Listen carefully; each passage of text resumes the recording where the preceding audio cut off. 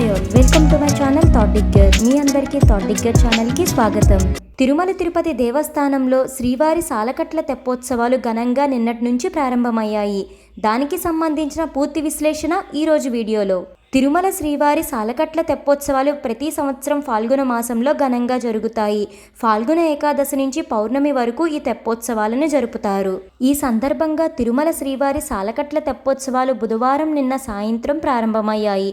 విద్యుత్ దీపాలు, పుష్పాలతో సర్వంగ సుందరంగా అలంకరించిన తెప్పలపై శ్రీ సీతా లక్ష్మణ ఆంజనేయ సమేతంగా శ్రీరామచంద్రమూర్తి దర్శనమిచ్చారు భక్తులకు.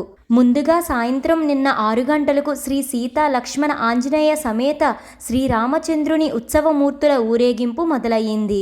ఆలయ 4 మాడవీధుల గుండా పుష్కరిణి వద్దకు చేరుకున్నాయి. తొలి రోజు శ్రీ సీతారామ లక్ష్మణ ఆంజనేయ స్వామివారు పుష్కరిణిలో తెప్పలపై 3 చుట్లు తిరిగి కనువిందు చేశారు. వేదం, గానం, నాదం మధ్య తెప్పోత్సవం వేడుకగా జరిగింది. కన్నుల పండుగగా జరిగిన శ్రీవారి తెప్పోత్సవాలకు టీటీడీ అధికారులతో పాటు భక్తులు విశేషంగా పాల్గొన్నారు. ఇలా తెప్పోత్సవాల్లో మొదటి రోజు శ్రీవారికి ఘనంగా ముగిసింది. తిరుమలని దర్శించుకోవాలనుకున్న భక్తులకు ముఖ్య గమనిక. తెప్పోత్సవాల కారణంగా మార్చి 20, 21 తేదీల్లో సహస్ర దీపాలంకరణ సేవ, మార్చి 22, 23, 24 తేదీల్లో ఆర్జిత బ్రహ్మోత్సవం, సహస్ర దీపాలంకరణ సేవలను టీటీడీ రద్దు చేసింది.